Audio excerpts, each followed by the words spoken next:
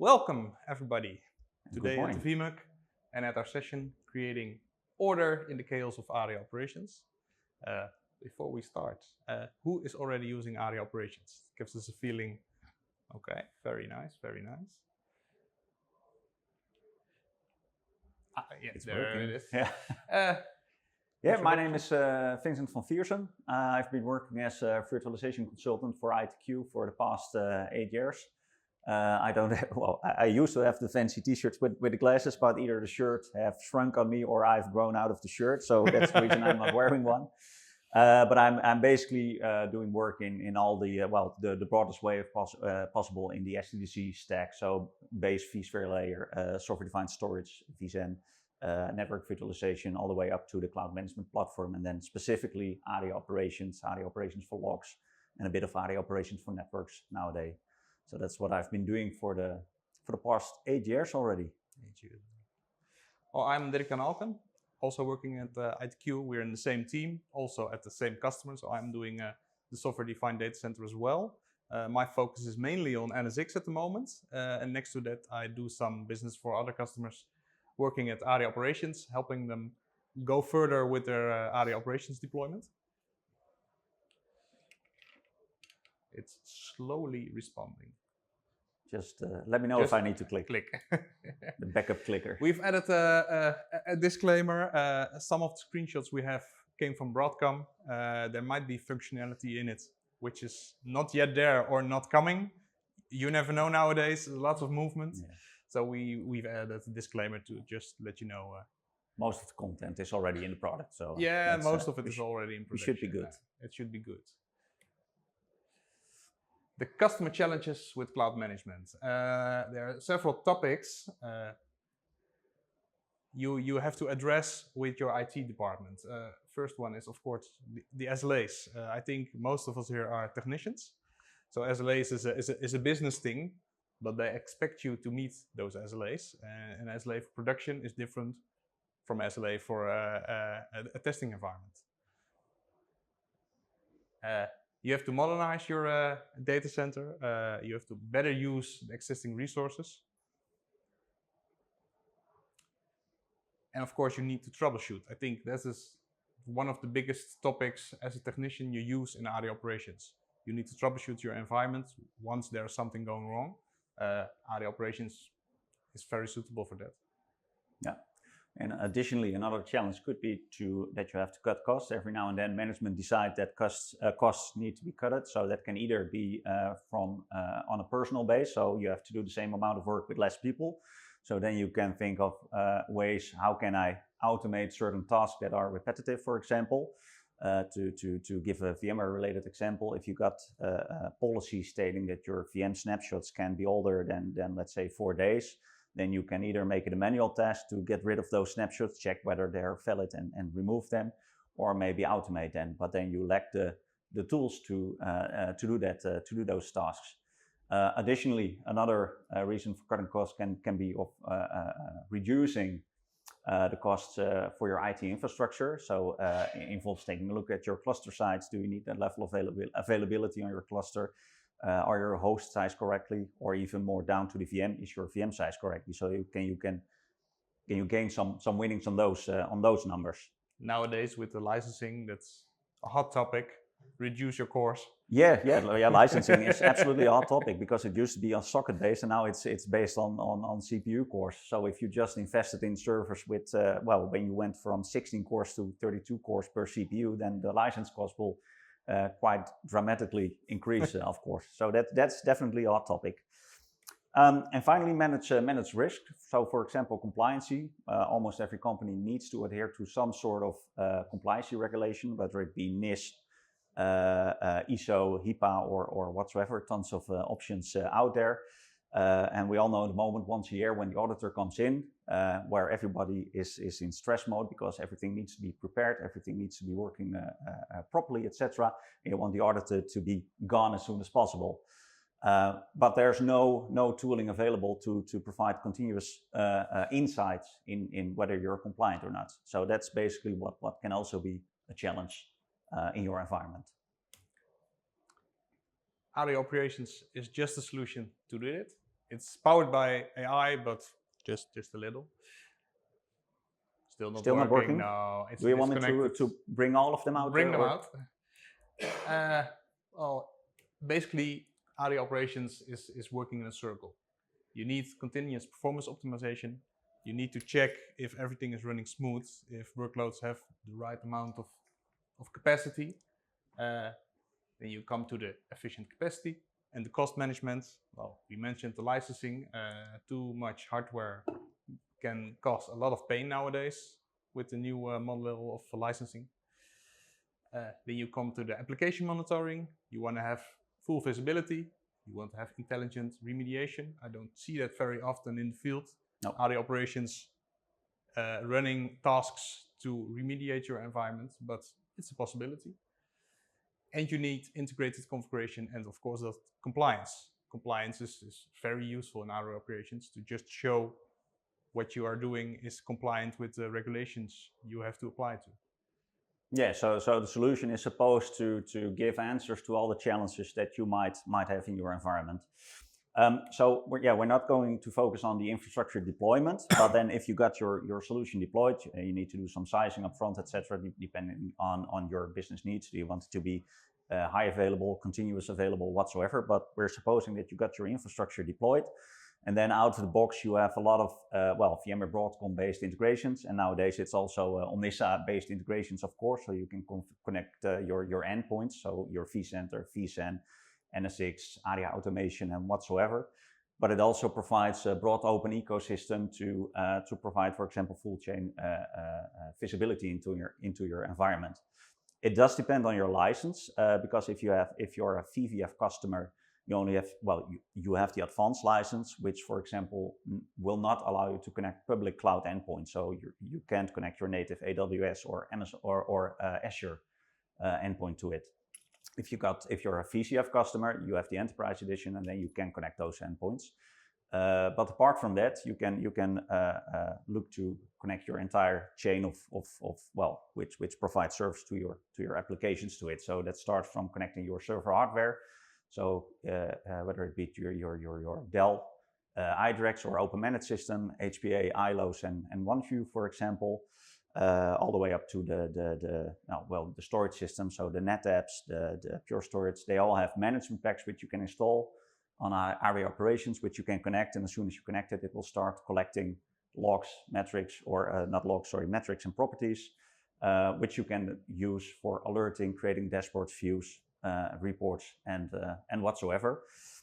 And to complete that full chain, you could also, because if you connect a vCenter endpoint, you have visibility into your cluster, service, host, all the way to the VM.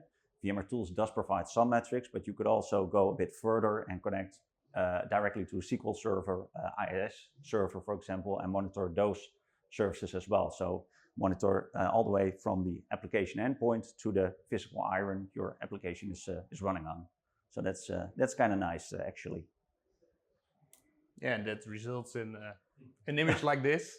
You have the full visibility. You have the compute network, the computer chassis, the computer blade, ESXi host, virtual machine, the data store, which is running on, but also database queries, the network switch. You have all the data connected to your virtual machine, and you can look into that. But this creates lots of data, and you have to manage that. Yeah, and we noticed that if you start off at a customer and then you ask them what are you going to manage, well, the first answer is mainly infrastructure monitoring, because I think, and you in the second row, you are using Aria already. Is that for infrastructure or full chain visibility as well? Just okay. So, but normally you start with just monitoring your ESXi host, and then when customers or if they discover what the options are, then they go full in-depth, full custom monitoring, and then you get these really fancy looking overviews.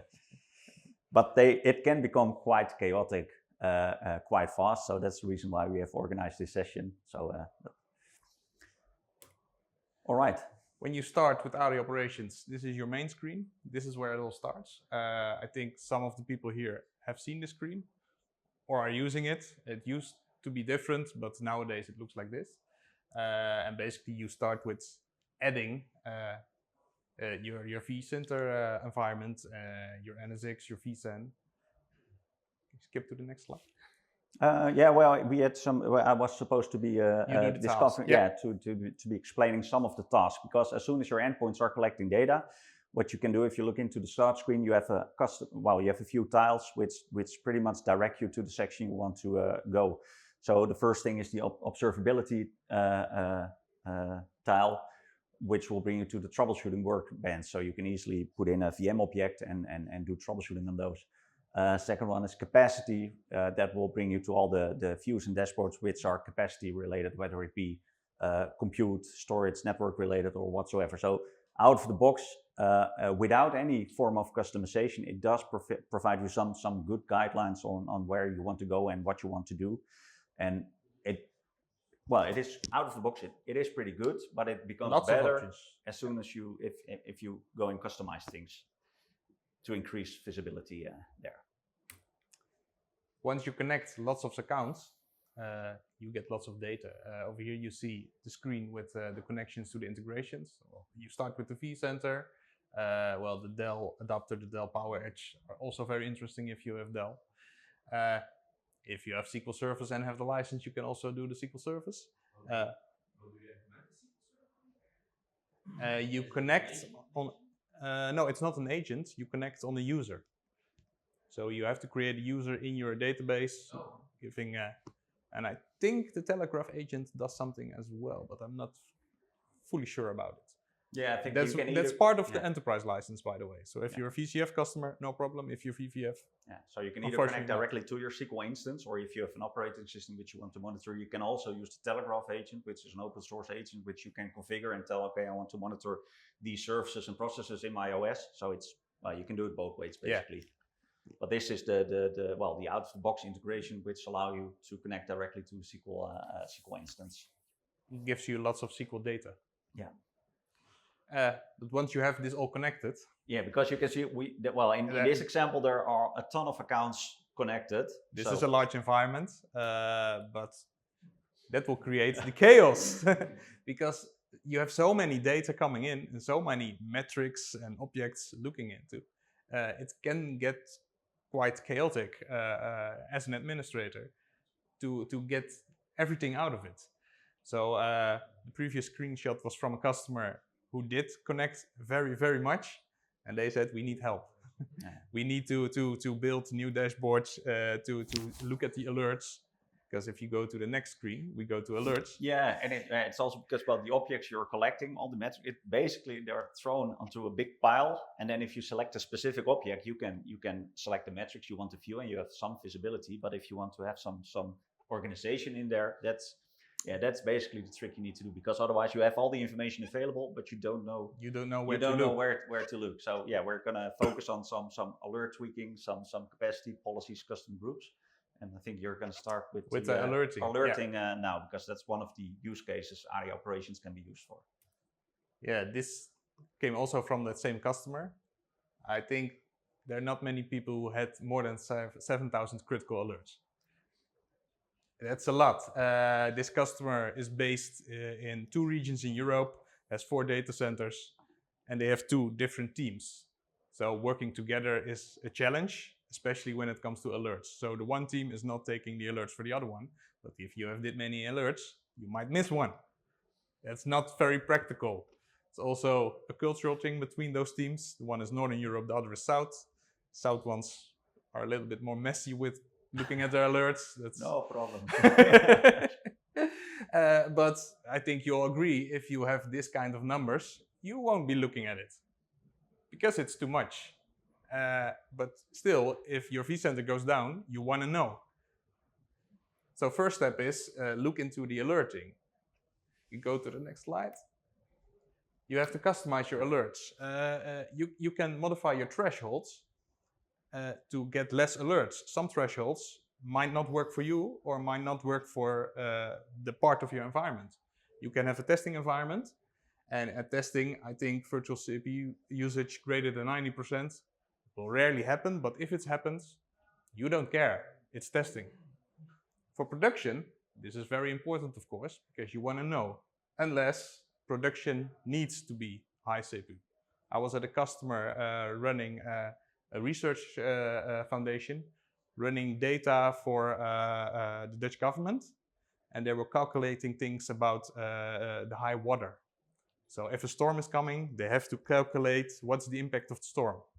Their server farm needs to be 100%, because then everything is done to make the calculation and make the report to show storm is coming, we have to close, how do you call it? Maaslandkering. The gates. Dutch stuff fighting the water. That's what we do. But you have different needs for different parts of your environment. Those alerts will not suit every part of your environment. Next one. Yeah, next one.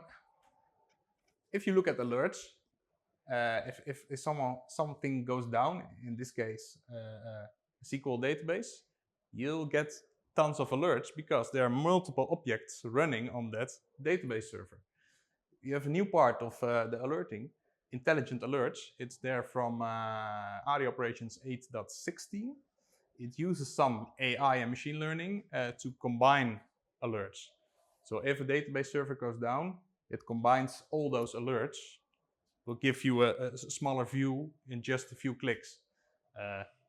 This was the best example in that environment I could find, but I can imagine if one of your ESXi hosts goes down, you have a lot of VMs impacted, which go vMotioning, have higher CPU or memory for a time because they're running on a different part. That might also be triggered to the host going down. All those alerts are related. It tries to relate, and it's machine learning based, so it learns. I haven't used it very much because it's not been around very long, but it's a nice feature to give you a better view on what's going on. Yeah, it's a pretty new feature. Maybe it's also good to mention that VMware Broadcom has also been working on reducing the amount of out-of-the-box alert, because the previous slide actually showed thousands of alerts. So if you need to start looking into that, you'll be like, I have no idea where to start. So I think mainly on the VM level object type, they have drastically reduced the amount of alerts so that it's more manageable out of the box already. Yeah. But that might still require some of the fine-tuning that Dirk-Jan explained in the previous slide. I have a question about the previous slide. Yep. Possible? So you have the thresholds you can set. Mm-hmm. I don't know Aria, but is it then linked to vCenter? Because you also can set thresholds in vCenter now. Yeah, but this is not linked to vCenter. Okay. These are purely the alerts defined in your operations environment. And well, we get to how to apply them to parts of your environment. That's, I think, the next part, the policies. The policies, yeah, but it does, of course, grab the metrics from the vCenter. So it connects to the vCenter. It will grab the metrics on a per 5 minutes interval by default. And then if your VM has well, in this case, CPU utilization, which is higher than 90%, you can configure the amount of occurrences that it should happen before it actually triggers the alert. Then it will report on it. So it comes from the vCenter data, but it's different mechanism for the other two. So if you tweak the thresholds in Aria, the vCenter can still look red. That's possible. Yeah, that's possible. Absolutely. Yeah. Next one, I guess. Yeah, next one. You have also some integrations to send out your alerts. Lots of customers make an email setting to send all those alerts to a mailbox, and then complaining about 10,000 mails in the mailbox and they're not looking at it.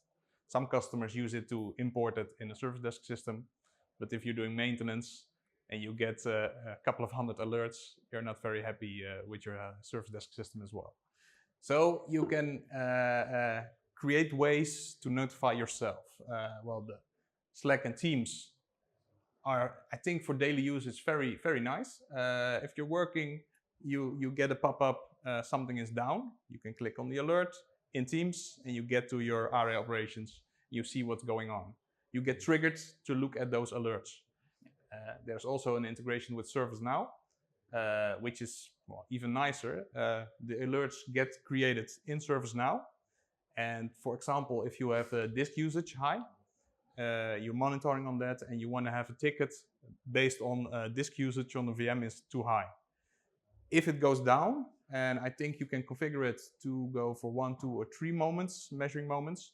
Then Aria Operations sends out another message to close the ticket. So you still have the ticket, you see what's going on, but it's automatically closed.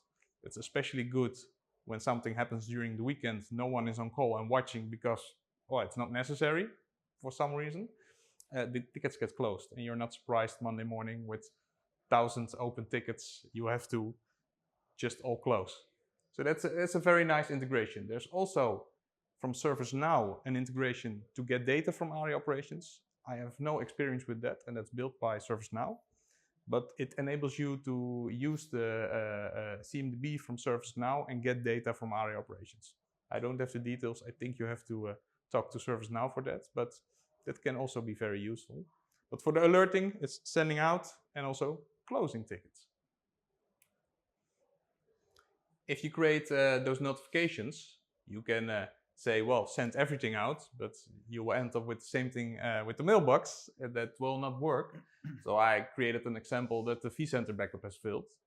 And you can filter with these options to get a specific set of alerts sent out to your Teams, Slack, or ServiceNow.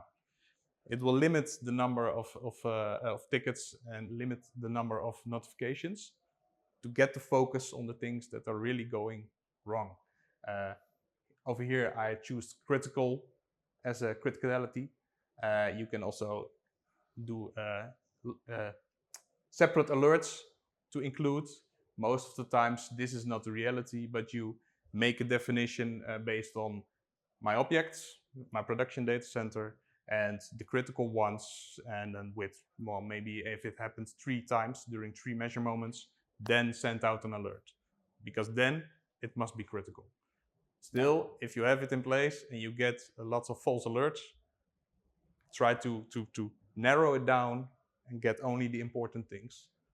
Because yeah, every time you get an alert, you get distracted, and one is okay, but if you get 10 times in an hour an alert and look at those alerts and they're not very relevant, well, you won't be looking at it anymore. The same thing with the mailbox. This is the ServiceNow integration. You get an alert in, it's still Aria vRealize Operations Manager. This is an old screenshot. It creates the alert at the ServiceNow. It can put it at the right group. And well, after some occurrences that it's okay again, it will close the ticket. But you still have the reference of the ticket. You can still tell your manager, we had issues, but it's been solved. But look, there are the tickets. You can make a report of it and show it to whoever is interested. I think that's a good integration. It is one of the more powerful integrations, if you ask me, because normally you have, often you have an end user calling in, what, my application doesn't work anymore. So then you go looking and you discover, okay, or maybe an operations team discover, okay, there's something wrong with this server. So VMware team, go and have a look. And you can basically automate all those steps by using alerts and symptoms, and automatically create a ticket already. So you have your administration part done, and you skipped all the manual tasks that basically increase the timeline you have for resolving those issues. Yeah. So at the customer we're working at together, we don't have this, but they have a service desk team watching dashboards.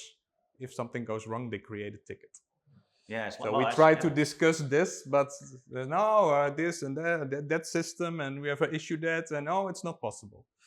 But still telling the story, you can do it better. You can have a computer looking for you instead of a guy who's going to get coffee and toilet break. And of course, he can do other things. People are easily distracted. Yeah.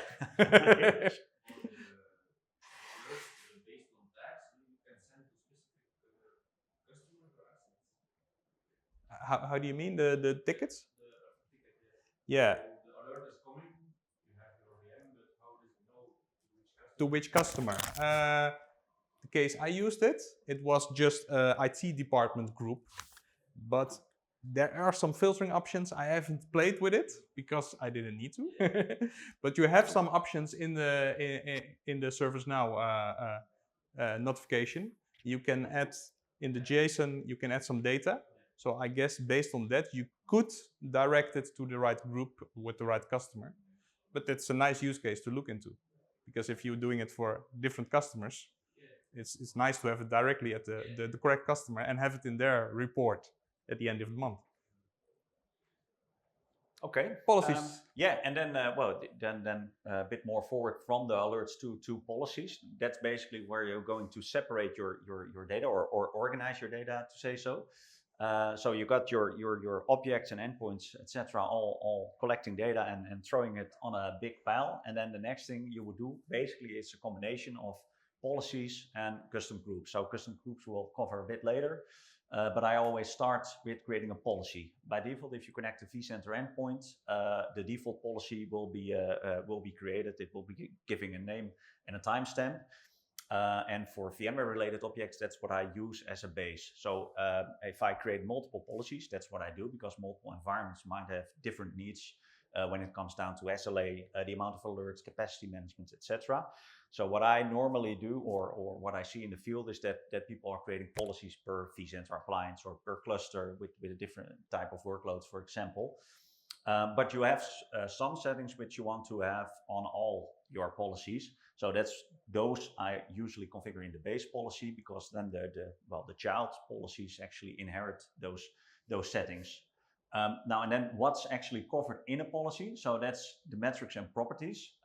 Well, you might have some environments where you don't really need to collect VM level metrics, for example, because it does collect a lot of data. So you need the storage and so on to store those metrics for a certain amount of time. So if you click on that tile, you can basically select per object type, whether it be a data store, DVS, or whatsoever, what objects and metrics you want to collect.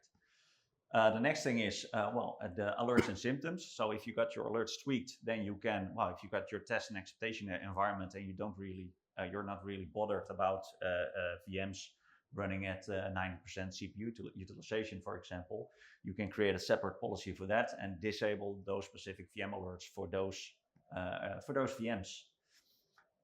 One which we will cover in the next slide is the capacity management. So if you want to do capacity management, you can do that either based on utilization of resources, or you can do it based on an allocation of resources. So how much resource do you allocate for your VMs, etc., and how do you monitor on those?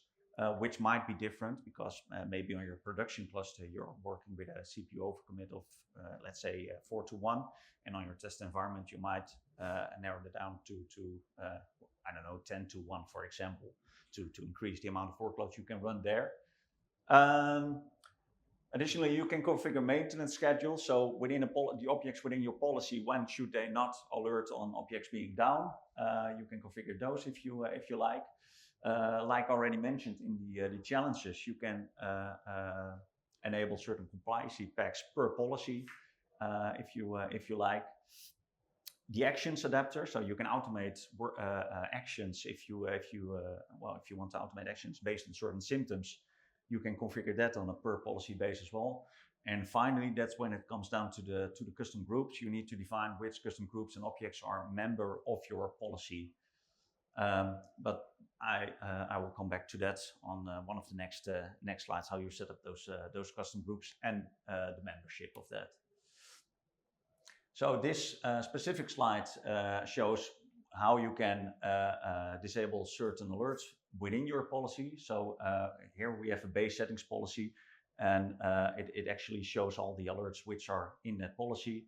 You can look for a specific object type, all the alerts which are available out of the box. You can also create your own, by the way, but you can basically look them up and tell the system, I want to allow the inheritance of the alerts from the base policy, or I want to override them by either disabling or enabling those alerts.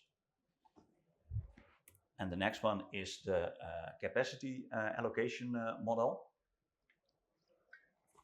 So based on the example I just mentioned, if you got your development and test environments, you might want to allow for a certain amount of overcommit ratio, which you can then configure on a per policy base. And if you enable that, it will start collecting new kinds of metrics, which will tell you how your cluster, because this is a cluster-based setting, how your cluster is doing on an overcommit ratio.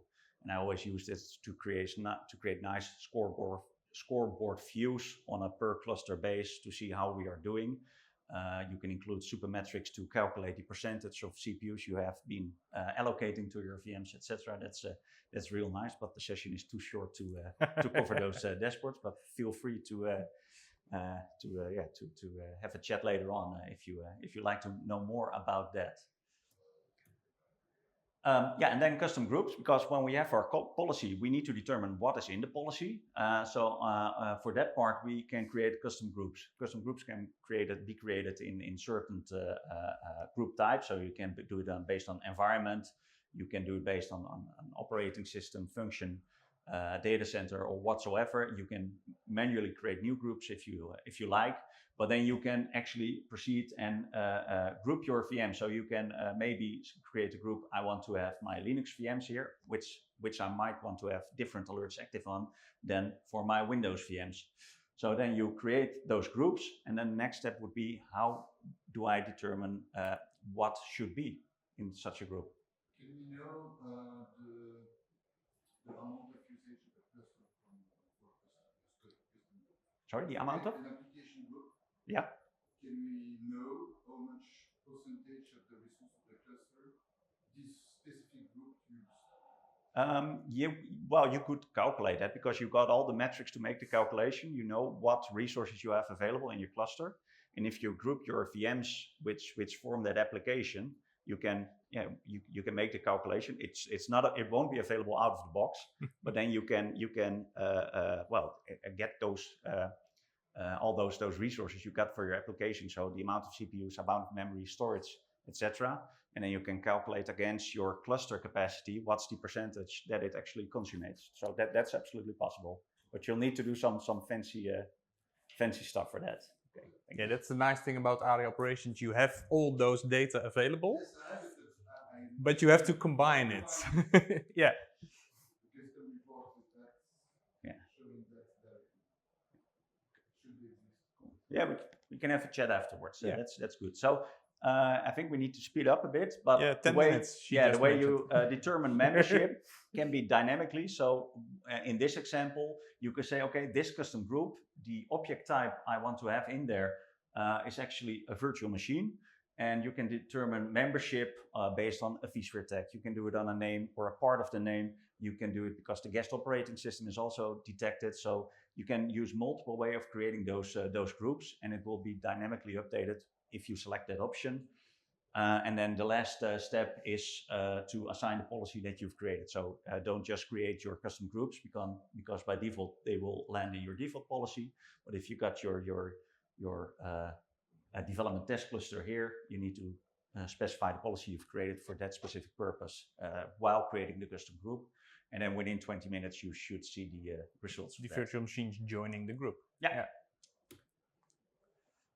The ops availability, the monitoring performance and troubleshooting.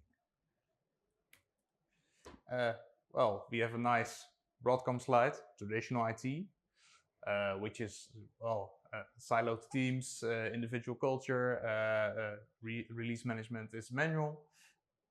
If you click on, you have the current situation. You have to shift to the right to get more in control. You see it above the reactive, proactive, predictive. Well, the focus is with Aria Operations, you could move to proactive. You get all those data, all those insights. You could be more proactive. You can spot problems in your environment before someone is complaining about it. And lots of customers start with, well, we hear it when there is a problem, but as an IT guy, you want to be ahead of them and see the problem and fix it before it has impact. So that is the purpose of using Aria Operations on a high level, to get more to the right, be more optimized. And in the end, you could go to the dynamic part. You could have Aria Operations kick off things to remediate something in your environment, but you rarely see that. But it's possible with the solution. All right. I think I'm going to speed through this one. This is basically if you click the observability tab on the home screen, you'll be taken to the troubleshooting workbench, which basically allow you to select any object in your system, define a scope because all the objects have a relationship. A VM has a relationship to a host, a second level relationship to a cluster, to a data store, VDS, etc. So it allows you to define a scope, and it will allow you to define a time range from which you want to see those metrics and properties, and it will show you the events within the time frame, property changes, and anomalous metrics. I always find that a hard word to pronounce, which allows for simplification of troubleshooting. So this is pretty powerful tool in my opinion. Yeah, especially if you have to look back. For example, data warehouse jobs were really slow, but nothing was down. You can use the workbench to get data and prove there was something wrong. We had a storage issue, or the VM was just not performing because something else was running on the VM. You get more insights, especially looking back. Yeah, it's very powerful. Then the compliance part. This afternoon, I think in this room, one of our colleagues is doing a session about compliance. So we will keep it short, but there are different frameworks already in Aria Operations, which you can enable in policies to get insight in how compliant you are to that regulation.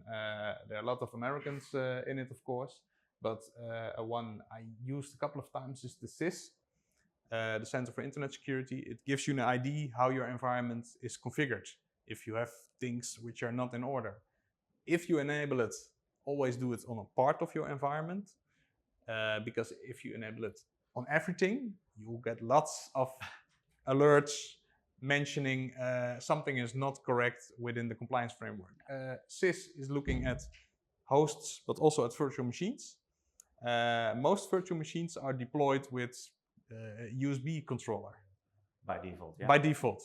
CIS will complain about that. So if you enable it on all your VMs, you will get lots of alerts. Yeah. It's interesting to start with a small part, your host, for example, or your production virtual machines, to see what do I need to do to get compliant. And well, CIS is just an example. You can use any of them. And you can modify it, right? You can modify the CIS out of the box policy. There was an issue with the CIS one. Yeah. CIS was updated, but VMware and now Broadcom didn't update it yet. One metric was skipped out of it. So at one customer, we had that metric popping up 1,000 times. So we disabled it because it was no longer in the CIS environment. But Broadcom needs to update some of those things. But I believe they have the best intention to do that. But it's lots of work, of course. You want to mention something on this one? The policies. You enable it through policies, and then you have some alerts. You see, EasyKai host is violating CIS. Most of the times you get a more detailed alert. What is wrong and what do you need to do? Sometimes there's a recommendation what to do, and sometimes you just need to Google it and see, oh, we need to change this. All right. And then we have the final part, do-it-yourself operations. So if the management packs, which you can download from the VMware or nowadays the Broadcom website, they used to be available from the support portal. I don't have a clue where they are now, but they should be available for download. All the management packs, but if your management pack for your storage system or network solution isn't there, you can always try and build your own management pack. That's what you can use. Well, it's basically the artist formerly known as the management pack builder. It is or will be rebranded to the content builder, which is basically an appliance which you can deploy in your environment, which can talk either to an API of your solution. So it does need to have an API or an SDK which you can talk to, where you can set up some authentication and then create your API request to collect the data. So you collect your objects, your metrics, properties, etc., and then you can string those together and send them to Aria Operations either as new objects, or you can create relationship to existing objects. So one of the examples I've been working on for a customer is on OpenDaySim. That's a data center inventory management tool, which is pretty simple UI where you can put all your servers, the racks, the PDU information, etc. But it also has an API. So I used it to create API calls to get all the servers which have the same name as the ESXi host. So to get all those objects, and based on that objects, I can actually, thank you. I can collect the metrics, which part of the data center are they hosted, which rack, which position in the rack, what are the PDU properties, etc. And then I can do a lookup to the object type, which is already in Aria Operations, the ESXi host, and I can actually correlate those metrics to the object, so it creates the relationship, and that allows you to provide a map of your data center inventory from Aria Operations. So that's just one example of how powerful, in my opinion, that tool can be. I guess it does need some more development, but it's already pretty good in my opinion. Yeah. So basically the idea is that anyone should be able to connect to any data source and just push those metrics over to Aria Operations. So whether it be your home oven, or if it has an API, you can basically start collecting those metrics, send them over to Aria Operations. I did part of this session with Kate Reitslik from Broadcom in the Netherlands, and she has some golden rules for dashboards. She couldn't be here today, but we put them all on. But we agreed I could tell the golden rules for dashboards. Lots of times when we get a question from a customer, it's about dashboards. They skip all the part about alerts, but once you are at the customer, you notice there are a lot of alerts. We can do some work on that too. But dashboards is most of the times a starting point because they're missing some data in their dashboards. Well, the 5 golden rules are: don't start from scratch. Most of the times there is already a dashboard covering 90% of what you want. So you can copy the dashboard and build your own stuff into it. That, somehow is second point as well. Check first if the desired dashboard exists. There are lots of dashboards in the solution, but also in the community. There are some bloggers publishing their work in Aria Operations, or previously known as VRUPs. Oh, we have to stop. You have seen them. We almost made it. Yeah. I think we can, if there are questions, we will be around all day. Reach out. Yeah, and let's take them outside so they can have the next session here as well. Yeah. So thanks. Thank you for coming.